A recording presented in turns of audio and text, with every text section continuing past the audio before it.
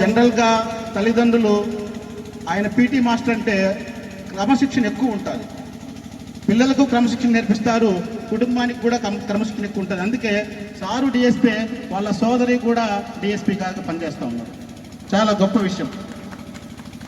అదేవిధంగా సారు, మీరు సార్ని చూస్తే ఒకసారి లేస్తే నేను సారు సగానికి కనిపిస్తాను.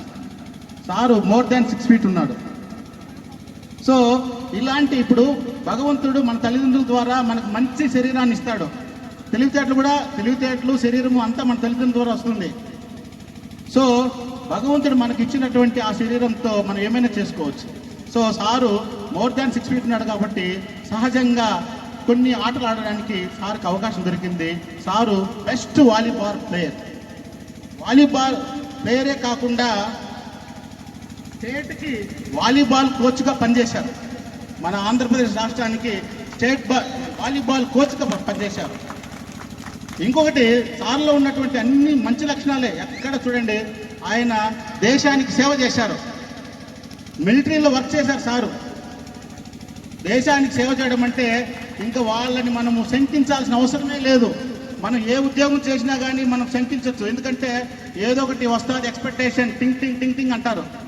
కానీ ఒక సైనికుడు అలాంటి ఆలోచనలే చెయ్యడు, దేశానికి నిస్వార్థంగా సేవ చేస్తాడు.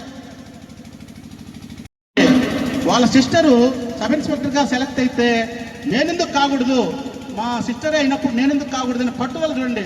పట్టుదల మనిషిని ఎంత దూరమైనా మనల్ని ఎంత దూరమైనా తీసుకెళ్తుంది. పట్టుదల లేకపోతే మనకి ఎంత జ్ఞానం ఉన్నా అది ప్రయోజనం ఉండదు.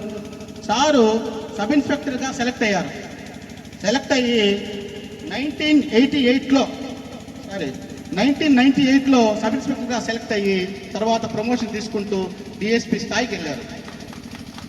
ఒక డిఎస్పీ స్థాయికి వెళ్ళడం అంటే ఒక డివిజన్ని, ఒక జిల్లా మొత్తానికి పనిచేయడం అన్నమాట. సో ఎంతోమంది కానిస్టేబుల్లకి, ఎంతోమంది సబ్ ఇన్స్పెక్టర్లకి, సర్కిల్ ఇన్స్పెక్టర్లకి వీళ్ళందరూ ఏబీవీపీ తెలిసి ఉంటుంది. నా శిష్యుడే అన్నా ఇట్లుంది, నాగా రాసి పాస్ అయినా. తర్వాత 94లో సెలక్షన్ వెళ్ళా. ఫస్ట్ సెలక్షన్లో కాలేకపోయా. మళ్ళీ 96లో సెకండ్ సెలక్షన్ అయ్యా. 1996లో అప్పుడు నా ఏజ్ ఎంతో తెలుసా? 36.